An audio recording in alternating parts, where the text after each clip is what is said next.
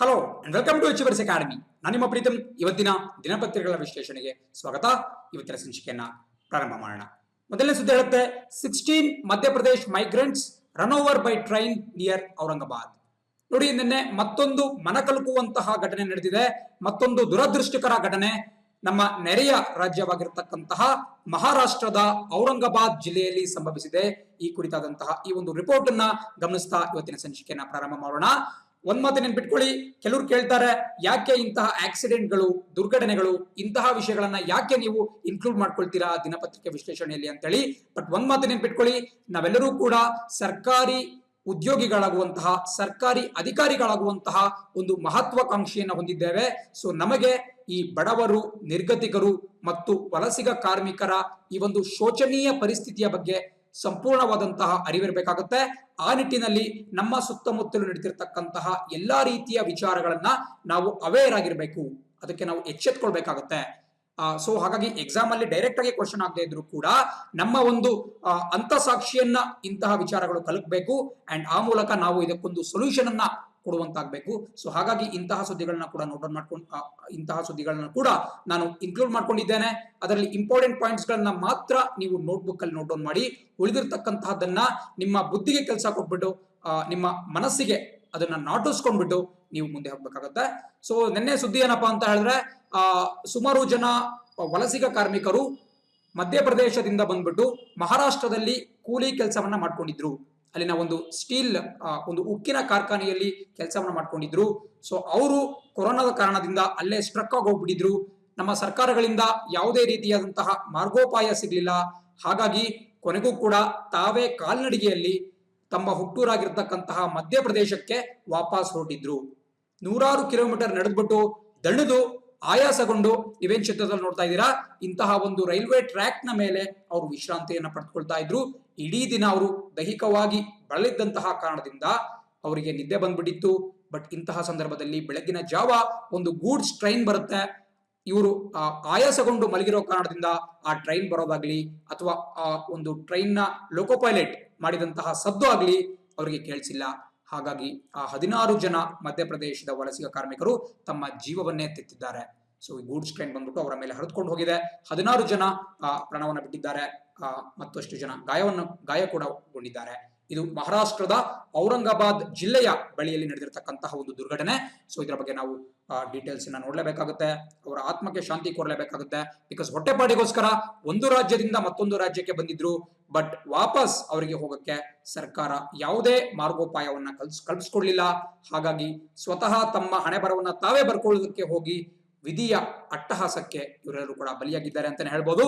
And ಇದು ನಡೆದಿರ್ತಕ್ಕಂತಹದ್ದು ನಮ್ಮ south central railway, SCR ಅಂತ ನೋಡ್ತೀವಿ, ದಕ್ಷಿಣ ಕೇಂದ್ರ ರೈಲ್ವೆ ವಲಯದ ಒಂದು ಪ್ರದೇಶದಲ್ಲಿ ಇಂತಹ ಒಂದು ದುರ್ಘಟನೆ ನಡೆದಿದೆ. ಸೊ ಅವರು ಇದಕ್ಕೆ ಸಂಬಂಧಪಟ್ಟಂತೆ ಮೃತಪಟ್ಟಿರುವ ವ್ಯಕ್ತಿಗಳ ಕುಟುಂಬಕ್ಕೆ 5 ಲಕ್ಷ ರೂಪಾಯಿ ಪರಿಹಾರವನ್ನ ಘೋಷಣೆ ಮಾಡಿದ್ದಾರೆ. ಸೊ ಇದು ಸೌತ್ ಸೆಂಟ್ರಲ್ ರೈಲ್ವೆ ಅನ್ನೋದು ಬಹಳ ಇಂಪಾರ್ಟೆಂಟ್ ಆಗುತ್ತೆ.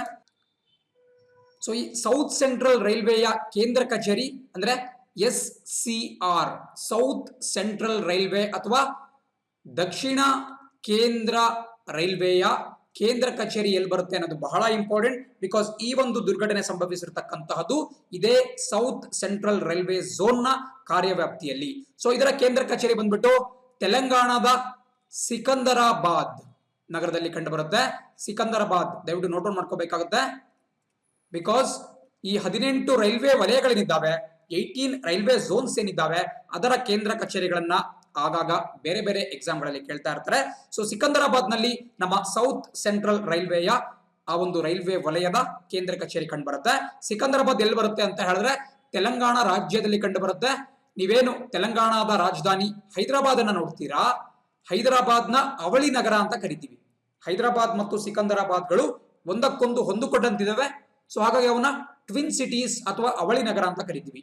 ಯಾವ ರೀತಿ ನಮ್ಮ ಹುಬ್ಬಳ್ಳಿ ಧಾರವಾಡವನ್ನ ಅವಳಿ ನಗರ ಅಂತ ಕರಿತೀವಿ, ಅದೇ ರೀತಿ ಶಿವಮೊಗ್ಗ ಭದ್ರಾವತಿ ಗಳನ್ನ ಕೂಡ ಹೆಚ್ಚು ಕಮ್ಮಿ ಟ್ವಿನ್ ಸಿಟೀಸ್ ಅಂತ ಕರಿತಾ ಹೋಗ್ತೀವಿ. ಸೊ ಇದು ಕೂಡ ಯಾವ ರೀತಿ ಉಡುಪಿ ಮಣಿಪಾಲ್ ಇದೆ. ಸೊ ಅಂತಹ ಒಂದು ದೃಷ್ಟಿಯಲ್ಲಿ ಸಿಕಂದರಾಬಾದ್ ಮತ್ತು ಹೈದರಾಬಾದ್ ಟ್ವಿನ್ ಸಿಟೀಸ್ ಅಥವಾ ಅವಳಿ ನಗರಗಳು. ಅಲ್ಲಿ ನಮ್ಮ ಸೌತ್ ಸೆಂಟ್ರಲ್ ರೈಲ್ವೆ, ದಕ್ಷಿಣ ಕೇಂದ್ರ ರೈಲ್ವೆ ವಲಯದ ಕೇಂದ್ರ ಕಚೇರಿ ಕಂಡು ಬರುತ್ತೆ. ಅವರ ಒಂದು ವ್ಯಾಪ್ತಿಯಲ್ಲಿ ಇದು ನಡೆದಿದೆ. ಅಂಡ್ ಸೌತ್ ಸೆಂಟ್ರಲ್ ರೈಲ್ವೆ ನಿನ್ನೆ ಸುಮಾರು 5 ಲಕ್ಷ ಪರಿಹಾರವನ್ನ ಕೂಡ ಘೋಷಣೆ ಮಾಡಿದೆ ಈ ಒಂದು ದುರ್ಘಟನೆಯಲ್ಲಿ ಮೃತರಾಗಿರ್ತಕ್ಕಂತಹ ವ್ಯಕ್ತಿಗಳ ಕುಟುಂಬಕ್ಕೆ. ಅಂಡ್ ಕೆಳಗಡೆ ನೋಡ್ತಾ ಇದ್ದೀರಾ, ಸೊ ಇದು ಸೌತ್ ಸೆಂಟ್ರಲ್ ರೈಲ್ವೆ ಅನ್ನಕ್ಕಿಂತ ಕೂಡ ಮಧ್ಯಪ್ರದೇಶ ಸರ್ಕಾರ ಅಂತ ಹೇಳ್ಬೋದು. ಬಿಕಾಸ್ ನೋಡಿ, ಇವರು ಮಹಾರಾಷ್ಟ್ರದವರಲ್ಲ, ಮಹಾರಾಷ್ಟ್ರಕ್ಕೆ ಕೂಲಿ ಕೆಲಸಕ್ಕಾಗಿ ಬಂದಿದ್ದಂತಹ ವಲಸಿಗ ಕಾರ್ಮಿಕರು. ಇವರು ವಾಪಸ್ ಮಧ್ಯಪ್ರದೇಶಕ್ಕೆ ತೆರಳ್ತಾ ಇದ್ರು. ಸೊ ಇವರಿಗೆ 5 ಲಕ್ಷ ರೂಪಾಯಿ ಪರಿಹಾರವನ್ನ ಕೊಟ್ಟಿರ್ತಕ್ಕಂತಹದ್ದು ಮಧ್ಯಪ್ರದೇಶ ಸರ್ಕಾರ. ಶಿವರಾಜ್ ಸಿಂಗ್ ಚೌಹಾಣ್ ನೇತೃತ್ವದ ಸರ್ಕಾರ 5 ಲಕ್ಷ ರೂಪಾಯಿ ಪರಿಹಾರವನ್ನ ಘೋಷಣೆ ಮಾಡಿದೆ. ಅಂಡ್ ಕೆಳಗಡೆ ನೋಡ್ತಾ ಇದ್ದೀರಾ, ಇದಕ್ಕೆ ತೀವ್ರ ಆಕ್ರೋಶ ವ್ಯಕ್ತಪಡಿಸಿರ್ತಕ್ಕಂತಹ ರೈಲ್ವೆ ಮಂತ್ರಿ ಪಿಯೂಷ್ ಗೋಯಲ್ ಅವರು, ಪ್ರಸಕ್ತವಾಗಿ ನಮ್ಮ ಕೇಂದ್ರದ ರೈಲ್ವೆ ಮಿನಿಸ್ಟರ್ ಯಾರಪ್ಪ ಅಂತ ಹೇಳಿದ್ರೆ ಪಿಯೂಷ್ ಗೋಯಲ್ ಅವರು. ಸೊ ಅವರು ಇದಕ್ಕೆ ಸಂಬಂಧಪಟ್ಟಂತೆ ಒಂದು ತನಿಖೆಗೆ, ಎನ್ಕ್ವೈರಿಗೆ ಒಂದು ಆದೇಶವನ್ನು ಹೊರಡಿಸಿದ್ದಾರೆ. ಬಟ್ ಇದು ತುಂಬಾ ಲೇಟ್. ಇಂತಹ ಘಟನೆಗಳು ನಡೆಯೋದಕ್ಕಿಂತ ಮುಂಚೆ ನಾವು ಎಚ್ಚೆತ್ಕೊಳ್ಬೇಕು. ಬಟ್ ಘಟನೆ ಆದ್ಮೇಲೆ 16 ಅಮಾಯಕ ಜೀವಗಳು ಹಾನಿಯಾಗ್ಬಿಟ್ಟಿದೆ. ಸೊ ಈಗ ತನಿಖೆ ಮಾಡೋದು ನಿಷ್ಪ್ರಯೋಜಕ ಅಂತಾನೆ ಹೇಳ್ಬೋದು. ಬಟ್ ಆದ್ರೂ ಕೂಡ ಮುಂಬರುವಂತಹ ದಿನಗಳಲ್ಲಿ ಇದನ್ನ ತಡಿಬೇಕು ಅಂತ ಹೇಳಿದ್ರೆ ಒಂದು ಹೈ ಲೆವೆಲ್ ಇನ್ಕ್ವೈರಿ ಆಗ್ಲೇಬೇಕಾಗುತ್ತೆ. ಅಂಡ್ ಜೊತೆಗೆ ಇಲ್ಲಿ ಕೂಡ ನೀವು ನೋಡ್ತಾ ಇದ್ದೀರಾ, ನಮ್ಮ ದಕ್ಷಿಣ ಕೇಂದ್ರ ರೈಲ್ವೆ ವಲಯ ಒಂದು ಕಚೇರಿ ಏನ್ ಹೇಳಿದೆಯಪ್ಪ ಅಂತ ಹೇಳಿದ್ರೆ, ಈ ಲೋಕೋ ಪೈಲಟ್ ಏನಿದ್ದಾರೆ, ಲೋಕೋ ಪೈಲಟ್ ಅಂದ್ರೆ ಏನು, ಈ ರೈಲ್ವೆ ಏನಿರುತ್ತೆ, ಆ ರೈಲ್ನ ಇಂಜಿನ್ ಅನ್ನ ಓಡಿಸ್ತಕ್ಕಂತಹ ವ್ಯಕ್ತಿಯನ್ನ ನಾವು ಲೋಕೋ ಪೈಲಟ್ ಅಂತ ಕರಿತೀವಿ. ಯಾವ ರೀತಿ ಕಾರನ್ನ, ಟ್ರಕ್ ಗಳನ್ನ ಓಡಿಸಿದ್ರೆ ಡ್ರೈವರ್ ಅಂತ ಕರಿತೀವಿ, ಏರೋಪ್ಲೇನ್ ಅನ್ನ ಓಡಿಸಿದ್ರೆ ಪೈಲಟ್ ಅಂತ ಕರಿತೀವಿ. ಅದೇ ರೀತಿ ಈ ರೈಲುಗಳನ್ನ ಓಡಿಸ್ತಕ್ಕಂತಹ ವ್ಯಕ್ತಿಯನ್ನ ಲೋಕೋ ಪೈಲಟ್ ಅಂತ ಕರಿತೀವಿ. ಬಿಕಾಸ್ ರೈಲಿನ ಲೋಕೋಮೋಟಿವ್ ಅಂತ ಕರೆಯೋ ದೃಷ್ಟಿಯಿಂದ ಲೋಕೋ ಪೈಲಟ್ ಅಂತ ಹೇಳಿದ್ರೆ ಆ ರೈಲನ್ನ ಓಡಿಸ್ತಕ್ಕಂತಹ ಚಾಲಕ, ಕನ್ನಡದಲ್ಲಿ ಚಾಲಕ ಅಂತಾನೆ ಹೇಳ್ತೀವಿ. ಸೊ ಅವರು ಇದನ್ನ ನೋಡ್ಬಿಟ್ಟು ಬ್ರೇಕ್ ಹಾಕುವುದಕ್ಕೆ ಪ್ರಯತ್ನ ಕೂಡ ಪಟ್ರು, ಜೊತೆಗೆ ಹಾರ್ನ್ ಅನ್ನ ಬ್ಲೋ ಕೂಡ ಮಾಡಿದ್ರು. ಬಟ್ ದಣಿದು ಮಲಗಿದ್ದಂತಹ ಕಾರ್ಮಿಕರಿಗೆ ಆ ಒಂದು ಸದ್ದು ಕೇಳಿಸ್ತಿಲ್ಲ. ಸೊ ಹಾಗಾಗಿ ಇಂತಹ ಒಂದು ದುರ್ಘಟನೆ ಸಂಭವಿಸಿದೆ. ಇದರ ಒಂದು ಓವರ್ ಆಲ್ ನಾಲೆಡ್ಜ್ ನಮಗೆ ಇರಬೇಕಾಗುತ್ತೆ, ಯಾವ ರೀತಿ ನಮ್ಮ ಅಕ್ಕಪಕ್ಕ ಇಂತಹ ಘಟನೆಗಳು ನಡೀತಾ ಇರ್ತವೆ. ಇದರೊಂದಿಗೆ ಮುಂದಿನ ಸುದ್ದಿಯತ್ತ ಗಮನ ಹರಿಸೋದಾದ್ರೆ, ಸುದ್ದಿ ಹೇಳುತ್ತೆ, green tribunal directs LG polymers to deposit 50 crore rupees ಅಂತೇಳಿ. ನೋಡಿ, ಮೊನ್ನೆ ನಡೆದಂತಹ ಮತ್ತೊಂದು ದುರ್ಘಟನೆ ಆಂಧ್ರ ಪ್ರದೇಶದ ವಿಶಾಖಪಟ್ಟಣಂ ವೈಜಾಗ್ ನಗರದಲ್ಲಿ ನಡೆದಂತಹ LG ಪಾಲಿಮರ್ಸ್ ಕಂಪನಿಗೆ ಸೇರಿದಂತಹ ಒಂದು ಘಟಕದಲ್ಲಿ ಸ್ಟೈರಿನ್ ಅನ್ನುವಂತಹ ವಿಷಾನಿಲ ಲೀಕ್ ಆಗ್ಬಿಟ್ಟು, ಸೋರಿಕೆ ಆಗ್ಬಿಟ್ಟು ಸಾಕಷ್ಟು ಸಾವು ನೋವು ಮತ್ತು ನಷ್ಟ ಉಂಟಾಗಿತ್ತು. ಸೊ ಅದಕ್ಕೆ ಸಂಬಂಧಪಟ್ಟಂತೆ ಕೇಸನ್ನ ಕೈಗೆತ್ತಿಕೊಂಡಿರ್ತಕ್ಕಂತಹ ನಮ್ಮ ಗ್ರೀನ್ ಟ್ರಿಬ್ಯುನಲ್, ನೋಡಿ ಗ್ರೀನ್ ಟ್ರಿಬ್ಯುನಲ್ ಬಗ್ಗೆ ಹಿಂದೆ ಕೂಡ ಹೇಳಿದ್ದೇನೆ, NGT ಅಂತ ಕರಿತೀವಿ ಶಾರ್ಟ್ ಆಗಿ, ನ್ಯಾಷನಲ್ ಗ್ರೀನ್ ಟ್ರಿಬ್ಯುನಲ್. ನಿಮ್ಮ ನೋಟ್ಬುಕ್ ಅಲ್ಲಿ ನೋಟ್ ಮಾಡ್ಕೋಬೇಕಾಗುತ್ತೆ. ಕನ್ನಡದಲ್ಲಿ ರಾಷ್ಟ್ರೀಯ ಹಸಿರು ನ್ಯಾಯಾಧಿಕರಣ.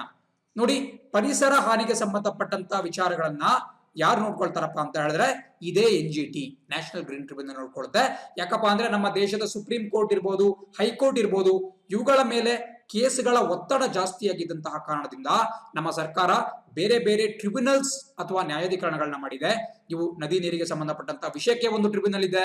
ಅದೇ ರೀತಿ ಹಸಿರು ನ್ಯಾಯಾಧಿಕರಣ ಈ ಒಂದು ಪರಿಸರದ ವಿಷಯಕ್ಕೆ ಸಂಬಂಧಪಟ್ಟಂತೆ ವಿಷಯಗಳನ್ನ ಇದು ಡೀಲ್ ಮಾಡುತ್ತೆ. ಅದೇ ರೀತಿ ಬೇರೆ ಬೇರೆ ನ್ಯಾಯಾಧಿಕರಣಗಳನ್ನ ನಮ್ಮ ಸರ್ಕಾರ ರಚನೆ ಮಾಡಿದೆ. ಅದರಲ್ಲಿ ಪ್ರಮುಖವಾದಂತಹದ್ದು ನ್ಯಾಷನಲ್ ಗ್ರೀನ್ ಟ್ರಿಬ್ಯುನಲ್ ಅಥವಾ ರಾಷ್ಟ್ರೀಯ ಹಸಿರು ನ್ಯಾಯಾಧಿಕರಣ.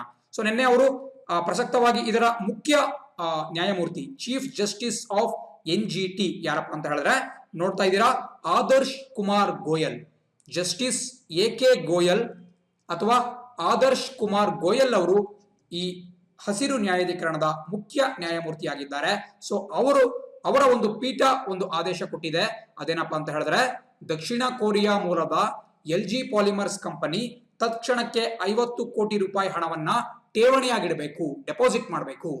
ಸೊ ಮುಂದೆ ಒಂದ್ ವೇಳೆ ಅವರು ತಪ್ಪಿತಸ್ಥರು ಅಂತ ಪ್ರೂವ್ ಆಯ್ತು ಅಂತ ಹೇಳಿದ್ರೆ ಈ 50 ಕೋಟಿ ಹಣವನ್ನ ಬಳಸ್ಬಿಟ್ಟು ಏನು ಮೃತಪಟ್ಟಿದ್ದಾರೆ ಮತ್ತು ಘಾಸಿಗೊಳಗಾಗಿದ್ದಾರೆ ವ್ಯಕ್ತಿಗಳು, ಅವರಿಗೆ ಪರಿಹಾರ ರೂಪದಲ್ಲಿ ಕೊಡಲಾಗುತ್ತೆ. ಬಟ್ ಒಂದ್ ಮಾತು ನೆನ್ಪಿಟ್ಕೊಳ್ಳಿ, ಇದು ಕೇವಲ ಮಧ್ಯಂತರ ಠೇವಣಿ ಮಾತ್ರ. ಇನ್ನೂ ಕೂಡ ಹೆಚ್ಚು ಕೂಡ ಪರಿಹಾರವನ್ನ ಆ ಒಂದು ಕಂಪನಿಯಿಂದ ನಮ್ಮ NGT ಪೀಕಿಸಬಹುದು. ಇದಕ್ಕೆ ಮೇಲ್ಮನವಿಯನ್ನು ನಾವು ಸುಪ್ರೀಂ ಕೋರ್ಟ್ಗೆ ಕೂಡ ಸಲ್ಲಿಸಬಹುದು. ಸೊ ಇದು ನಮ್ಮ LG ಪಾಲಿಮರ್ಸ್, ನಮ್ಮ ಗ್ರೀನ್ ಟ್ರಿಬ್ಯುನಲ್ ಯಾವ ರೀತಿ ಒಂದು ಆಕ್ಷನ್ ತಗೊಂಡಿದೆ ಅಂತ ಕಾಣಿಸ್ತಾ ಇದೆ. ಮುಂದಿನ ಸುದ್ದಿಯಲ್ಲಿ ಕೂಡ ಇದಕ್ಕೆ ಸಂಬಂಧಪಟ್ಟಂತ ಒಂದು ಆರ್ಟಿಕಲ್ ಇದೆ. ಸುದ್ದಿ ಹೇಳುತ್ತೆ, NGT ಸೈಟ್ಸ್ ಆರ್ಕೈಕ್ ಲಾ ಇನ್ ಗ್ಯಾಸ್ ಲೀಕ್ ಕೇಸ್. ನೋಡಿ, ಏನಾಗಿದೆಯಪ್ಪ ಅಂತ ಹೇಳಿದ್ರೆ, ನಿನ್ನೆ NGT ಖಡಕ್ ಆದಂತಹ ಒಂದು ಆದೇಶವನ್ನ ಪಾಸ್ ಮಾಡ್ತು. ಸುಮಾರು 50 ಕೋಟಿ ರೂಪಾಯಿಯನ್ನ ಜಮೆ ಮಾಡ್ರಿ ಅಂತ ಹೇಳಿ LG ಪಾಲಿಮರ್ಸ್ ನ ಆಡಳಿತ ಮಂಡಳಿಗೆ ತಾಕೀತು ಮಾಡ್ತು.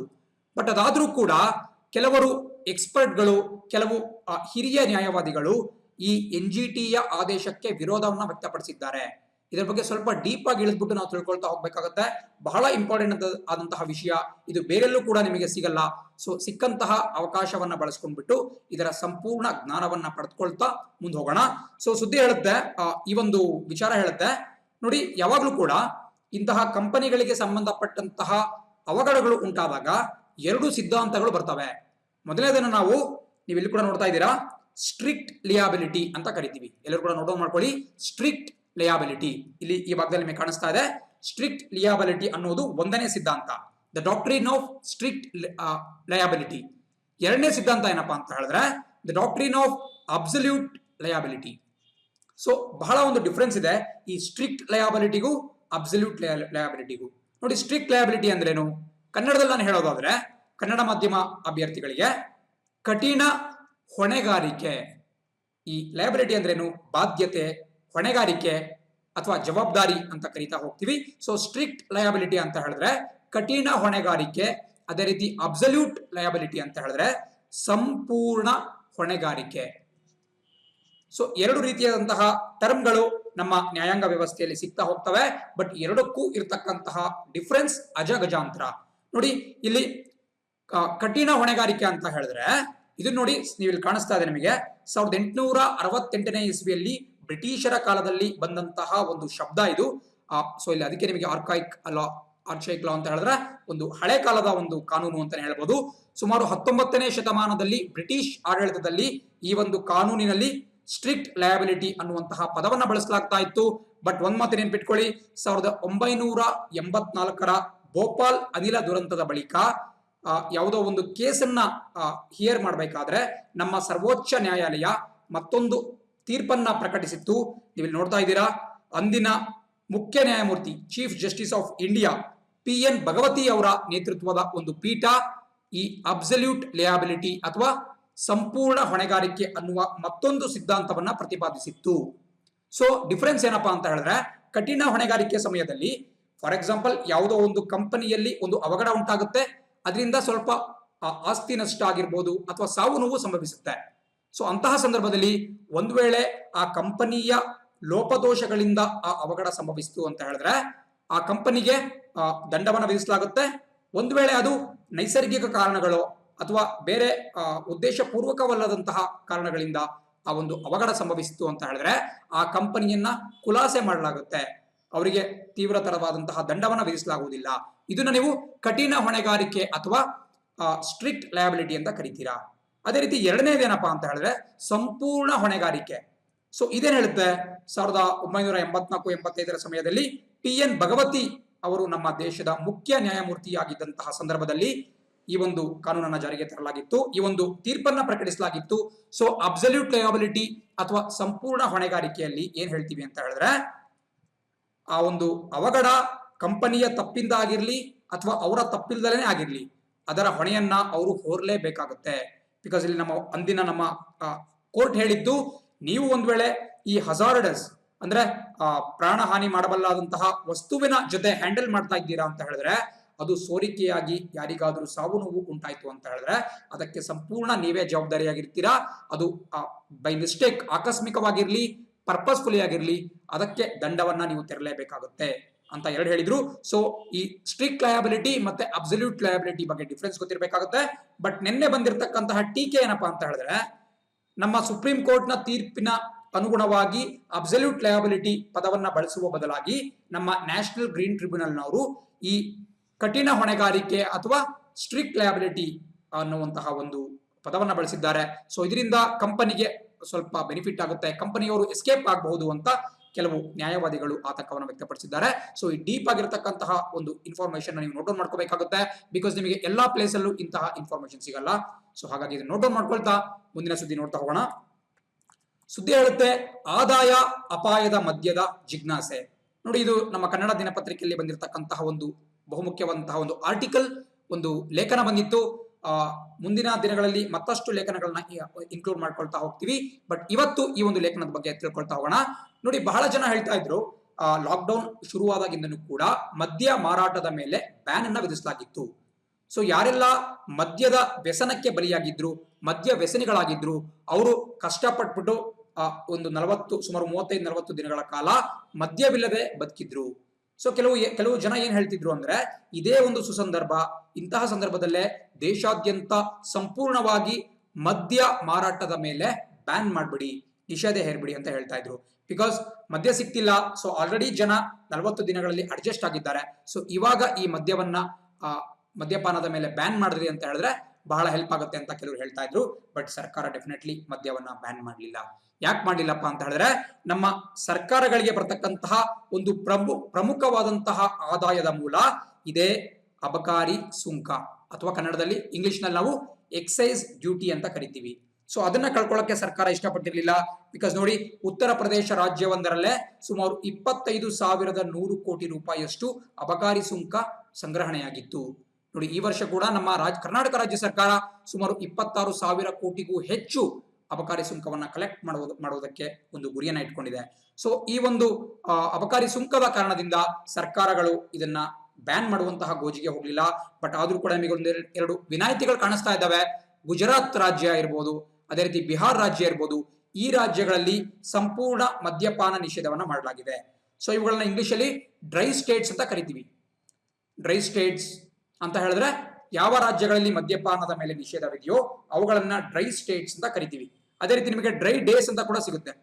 ನೋಡಿ, ಫಾರ್ ಎಕ್ಸಾಂಪಲ್, ಕರ್ನಾಟಕದಲ್ಲಿ ಮದ್ಯಪಾನಕ್ಕೆ ನಿಷೇಧವಿಲ್ಲ. ಬದಲಾಗಿ ಕೆಲವೊಂದು ದಿನಗಳು ಅಂದ್ರೆ ಗಾಂಧಿ ಜಯಂತಿ ಇರ್ಬೋದು, ಮುಂತಾದಂತಹ ದಿನಾಚರಣೆಗಳಂದು ಮದ್ಯ ಮಾರಾಟವನ್ನು ನಿಷೇಧ ಮಾಡಲಾಗುತ್ತೆ. ಅಂತಹ ದಿನಗಳನ್ನು ಕೂಡ ಡ್ರೈ ಡೇ ಅಂತ ಕರೆಯಲಾಗುತ್ತೆ. ಸೊ ಇಲ್ಲಿ ಕೂಡ ನೋಡಿ, ನಮ್ಮ ಸರ್ಕಾರಕ್ಕೆ ಸಾವಿರಾರು ಕೋಟಿ ರೂಪಾಯಿ ಆದಾಯ ಹರಿದು ಬರ್ಬೋದು. ಬಟ್ ಆದ್ರೂ ಕೂಡ ನಮ್ಮ ಸರ್ಕಾರ ಪರೋಕ್ಷವಾಗಿ ಸಾಕಷ್ಟು ಹಣವನ್ನ ಖರ್ಚು ಮಾಡಬೇಕಾಗುತ್ತೆ. ಬಿಕಾಸ್ ಮದ್ಯಪಾನ ಮಾಡಿದಂತಹ ವ್ಯಕ್ತಿ ಅಪರಾಧಿ ಚಟುವಟಿಕೆಗಳಲ್ಲಿ ಭಾಗಿಯಾಗುವುದು ಸಾಮಾನ್ಯವಾಗಿ ಕಂಡುಬರ್ತಕ್ಕಂತಹ ಒಂದು ಸಂಗತಿ. ಇದರಿಂದ ಕ್ರೈಮ್ಸ್ಗಳು ಜಾಸ್ತಿ ಆಗ್ತಾ ಹೋಗ್ತವೆ. ಮಹಿಳೆಯರ ಮೇಲಿನ ದೌರ್ಜನ್ಯ, ನಾವೇನು ಡೊಮೆಸ್ಟಿಕ್ ವೈಲೆನ್ಸ್, ಕೌಟುಂಬಿಕ ದೌರ್ಜನ್ಯ ಅಂತ ಕರಿತೀವಿ, ಅದು ಜಾಸ್ತಿ ಆಗ್ತಾ ಹೋಗುತ್ತೆ. ಆ ವ್ಯಕ್ತಿ ದುಡಿಮೆ ಮಾಡುವಂತಹ ಕ್ಷಮತೆಯನ್ನು ಕಳ್ಕೊಳ್ತಾ ಹೋಗ್ತಾನೆ. ಸೊ ಒಟ್ಟಾರೆಯಾಗಿ ಅವನ ಆರೋಗ್ಯ ಸ್ಥಿತಿ ಹದಗೆಡುತ್ತೆ. ಅದಕ್ಕೆ ಎಗೇನ್ ನಮ್ಮ ಸರ್ಕಾರ ತೆರಿಗೆದಾರರ ಟ್ಯಾಕ್ಸ್ ಪೇಯರ್ಸ್ ಮನಿಯನ್ನ ಇನ್ವೆಸ್ಟ್ ಮಾಡಬೇಕಾಗುತ್ತೆ. ಸೊ ಸರ್ಕಾರಕ್ಕೆ ಆದಾಯಕ್ಕಿಂತ ಅಪಾಯನೇ ಜಾಸ್ತಿ ಅಂತಕ್ಕಂತಹದ್ದು ಕೂಡ ಆ ಒಂದು ದೃಷ್ಟಿಕೋನದಿಂದ ಕೂಡ ಈ ಒಂದು ಲೇಖಕ ಮಾತನಾಡಿದ್ದಾರೆ. ಸೊ ಅದು ಕೂಡ ನಾವು ಮಾನ್ಯ ಮಾಡಲೇಬೇಕಾಗಿರ್ತಕ್ಕಂತಹ ಒಂದು ಸಂಗತಿ. ಸೊ ಮದ್ಯಪಾನದ ಬಗ್ಗೆ ಜಿಜ್ಞಾಸೆಗಳು ನಡೀತಾನೆ ಇರ್ತವೆ. ಇದ್ರ ಬಗ್ಗೆ ನಾವು ಕೂಡ ಒಂದು ಬ್ಯಾಲೆನ್ಸ್ಡ್ ವ್ಯೂ ಅನ್ನ ತೆಗೆದುಕೊಳ್ತಾ ಮುಂದೋಗ್ಬೇಕಾಗುತ್ತೆ. ಮುಂದಿನ ಸುದ್ದಿ ಹೇಳುತ್ತೆ, ವಿಸ್ಟಾ ಡಯಲ್ಸ್ ಅಪ್ ಜಿಯೋ, ನಾವು ಏನು ಪ್ರತಿನಿತ್ಯ ಮೊಬೈಲ್ ಯೂಸ್ ಮಾಡ್ತೀವಿ, ಜಿಯೋ ನೆಟ್ವರ್ಕ್, ಆ ಜಿಯೋ ಬಗ್ಗೆ ಕೊಟ್ಟಿದ್ದಾರೆ. Vista dials up Jio with 11,367 crore. ನೋಡಿ, ವಿಸ್ಟಾ ಅಂತಕ್ಕಂತಹದ್ದು ಇಲ್ಲಿ ಕಾಣಿಸ್ತಾ ಇದೆ. ವಿಸ್ಟಾ ಈಕ್ವಿಟಿ ಅಂತಕ್ಕಂತಹದ್ದು ಅಮೆರಿಕ ಮೂಲದ ಒಂದು ಈಕ್ವಿಟಿ ಸಂಸ್ಥೆ, ಒಂದು ಹೂಡಿಕೆದಾರ ಸಂಸ್ಥೆ. ಈ ಸಂಸ್ಥೆ ನಮ್ಮ ಭಾರತೀಯ ರಿಲಯನ್ಸ್ ಇಂಡಸ್ಟ್ರೀಸ್ ನ ಅಡಿಯಲ್ಲಿ ಬರ್ತಕ್ಕಂತಹ ಜಿಯೋ ಪ್ಲಾಟ್ಫಾರ್ಮ್ಸ್ ನ ಮೇಲೆ ಸುಮಾರು 11,000 ಕೋಟಿ ರೂಪಾಯಿಗಿಂತನೂ ಹೆಚ್ಚು ಹಣವನ್ನ ಹೂಡಿಕೆ ಮಾಡಿದೆ, ಇನ್ವೆಸ್ಟ್ಮೆಂಟ್ ಮಾಡಿದೆ. ಸೊ ನಿಮಗೆ ಕಾಣಿಸ್ತಾ ಇದೆ, ಸುಮಾರು 2.32%, 2.32% ಅಷ್ಟು ಶೇರ್ಗಳನ್ನ ಜಿಯೋ ಪ್ಲಾಟ್ಫಾರ್ಮ್ಸ್ ನಲ್ಲಿ ವಿಸ್ಟಾ ಈಕ್ವಿಟಿ ಅನ್ನುವಂತಹ ಅಮೆರಿಕದ ಸಂಸ್ಥೆ ಖರೀದಿ ಮಾಡಿದೆ. ಬಹಳ ಇಂಪಾರ್ಟೆಂಟ್, ಸ್ಪೆಷಲಿ ಬ್ಯಾಂಕಿಂಗ್ ಎಕ್ಸಾಮ್ ಇರ್ಬೋದು ಅಥವಾ ಸೆಂಟ್ರಲ್ ಗವರ್ಮೆಂಟ್ ಎಕ್ಸಾಮ್ಸ್ ಇರ್ಬೋದು, ಇಂತಹ ಪರೀಕ್ಷೆಗಳಿಗೆ ಪ್ರಿಪೇರ್ ಆಗ್ತಿರ್ತಕ್ಕಂಥವರಿಗೆ ಈ ಕಾರ್ಪೊರೇಟ್ ವಲಯದಲ್ಲಿ ನಡೀತಕ್ಕಂತಹ ಈ ಹಣಕಾಸಿನ ವ್ಯವಹಾರಗಳಿರ್ಬೋದು, ಈ ಒಂದು ಡೀಲ್ಗಳಿರ್ಬೋದು ಬಹಳ ಇಂಪಾರ್ಟೆಂಟ್ ಆಗುತ್ತೆ. ಬಿಕಾಸ್ ಇತ್ತೀಚೆಗಷ್ಟೇ ನಮ್ಮ IT ಕ್ಷೇತ್ರದ ದಿಗ್ಗಜ ಸಂಸ್ಥೆ ಫೇಸ್ಬುಕ್, ಮಾರ್ಕ್ ಜುಕರ್ಬರ್ಗ್ ಒಡೆತನದ ಫೇಸ್ಬುಕ್ ಅವರು ಸುಮಾರು 9.99% ಅಷ್ಟು ಶೇರುಗಳನ್ನ ಖರೀದಿ ಮಾಡಿದ್ರು. ನಿಮಗೆ ಕಾಣಿಸ್ತಾ ಇದೆ, ಸುಮಾರು 43,000 ಕೋಟಿ ಹಣವನ್ನ ಜಿಯೋದಲ್ಲಿ ಹೂಡಿಕೆ ಮಾಡಿದ್ರು. ಇವಾಗ ವಿಸ್ಟಾ ಅವರು ಮತ್ತೆ 11,000 ಕೋಟಿ ರೂಪಾಯಿಗಳನ್ನ ಹೂಡಿಕೆ ಮಾಡಿ 2.32% ಅಷ್ಟು ಶೇರ್ಗಳನ್ನ ಖರೀದಿ ಮಾಡ್ತಾ ಇದ್ದಾರೆ. ಸೊ ಜಿಯೋ ಪ್ಲಾಟ್ಫಾರ್ಮ್ಸ್ ನಲ್ಲಿ ಇವರು ಕೂಡ ಒಂದು ಹಣವನ್ನ ಹೂಡಿಕೆ ಮಾಡಿದ್ದಾರೆ. ಬಹಳ ಇಂಪಾರ್ಟೆಂಟ್ ಆಗಿರ್ತಕ್ಕಂತಹ ಸಂಗತಿ, ಪರೀಕ್ಷೆಗಳಲ್ಲಿ ಕೂಡ ಕೇಳಬಹುದು. ಸೊ ಹಾಗಾಗಿ ಡೀಟೇಲ್ಸ್ ನೋಟ್ ಡೌನ್ ಮಾಡ್ಕೊಳ್ತಾ ಮುಂದಿನ ಸುದ್ದಿ ನೋಡ್ತಾ ಹೋಗೋಣ. ಸುದ್ದಿ ಹೇಳುತ್ತೆ, ಈ ಬಾರಿ 0% GDP ಎಂದ ಮೂಡೀಸ್. ನೋಡಿ, ನಾನು ಹಿಂದೆ ಕೂಡ ಬಹಳ ಬಾರಿ ಹೇಳಿದ್ದೇನೆ, ಮೂಡೀಸ್ ಅಂತಕ್ಕಂತಹದ್ದು ಒಂದು ಅಂತಾರಾಷ್ಟ್ರೀಯ ರೇಟಿಂಗ್ ಸಂಸ್ಥೆ. ಮೂಡೀಸ್ ಅಂತ ಬರುತ್ತೆ, ಇಲ್ಲಿ ನಿಮಗೆ ಕಾಣಿಸ್ತಾ ಇದೆ. ಮೂಡೀಸ್ ಇನ್ವೆಸ್ಟರ್ಸ್ ಸರ್ವಿಸ್ ಅಂತಕ್ಕಂತಹ ಒಂದು ಖಾಸಗಿ ಸಂಸ್ಥೆ.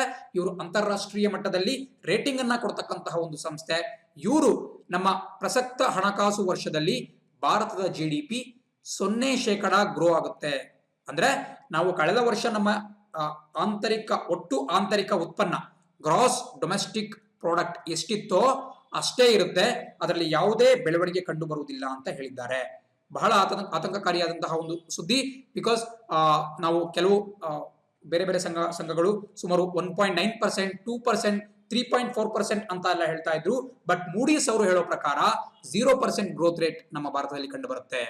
ಬಟ್ ಆದ್ರೂ ಕೂಡ ಇಲ್ಲಿ ಒಂದು ಆಶಾದಾಯಕ ಸುದ್ದಿ ಏನಪ್ಪಾ ಅಂತ ಹೇಳಿದ್ರೆ, ಈ ಹಣಕಾಸು ವರ್ಷದಲ್ಲಿ 0% ಇದ್ರು ಮುಂಬರುವಂತಹ ಫೈನಾನ್ಷಿಯಲ್ ಇಯರ್ ನಲ್ಲಿ ಸುಮಾರು 6.6% ನಷ್ಟು ಗ್ರೋತ್ ನಮ್ಮ ದೇಶದಲ್ಲಿ ಜಂಪ್ ಆಗ್ಬಹುದು ಅಂತ ಹೇಳಿದ್ದಾರೆ.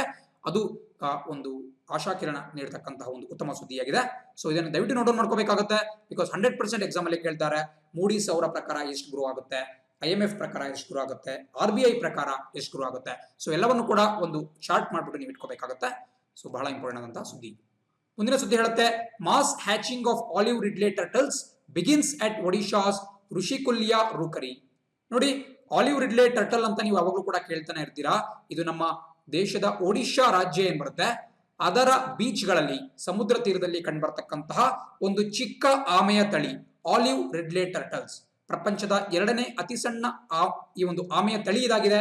ಅಂಡ್ ಅತಿ ಹೆಚ್ಚು ಸಂಖ್ಯೆಯಲ್ಲಿ ಕಂಡುಬರ್ತಕ್ಕಂತಹ ತಳಿ ಕೂಡ ಇದಾಗಿದೆ.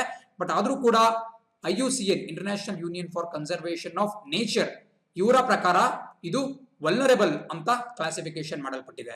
ವಲ್ನರೇಬಲ್ ಅಂತ ಹೇಳಿದ್ರೆ ಅಪಾಯದಲ್ಲಿರುವಂತಹ ಒಂದು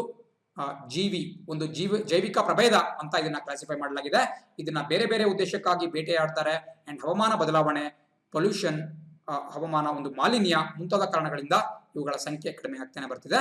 ಇವು ಬಹುಮುಖ್ಯವಾಗಿ ಒಡಿಶಾದ ಋಷಿಕುಲ್ಯ ಅನ್ನುವಂತಹ ಸ್ಥಳದಲ್ಲಿ ಮತ್ತೆ ಗಹೀರ್ಮಾತಾ ಅಂತಕ್ಕಂತಹ ಒಂದು ಬೀಚ್, ಸಮುದ್ರ ತೀರದಲ್ಲಿ ಇವುಗಳು ಸಾಕಷ್ಟು ಸಂಖ್ಯೆಯಲ್ಲಿ ಕಂಡು ಬರ್ತವೆ. ಪ್ರಸಕ್ತವಾಗಿ ಈ ಒಂದು ಬಹಳ ಸಾಮೂಹಿಕ ರೀತಿಯಲ್ಲಿ ಆಲಿವ್ ರಿಡ್ಲೆ ಇಟ್ಟಿದ್ವು. ಆ ಮೊಟ್ಟೆಗಳಿಂದ ಮರಿಗಳು ಹೊರ ಬರ್ತಾ ಇದ್ದಾವೆ ಅಂತ ಈ ಒಂದು ಸುದ್ದಿ ಹೇಳುತ್ತೆ. ಚಿತ್ರದಲ್ಲಿ ಕೂಡ ನೋಡ್ತಾ ಇದ್ದೀರಾ, ಸಾವಿರಾರು ಸಂಖ್ಯೆಯಲ್ಲಿ ಮೊಟ್ಟೆಗಳು ಒಡೆದ್ಬಿಟ್ಟು ಮರಿಗಳು ಹೊರಗಡೆ ಬರ್ತಾ ಇದ್ದಾವೆ.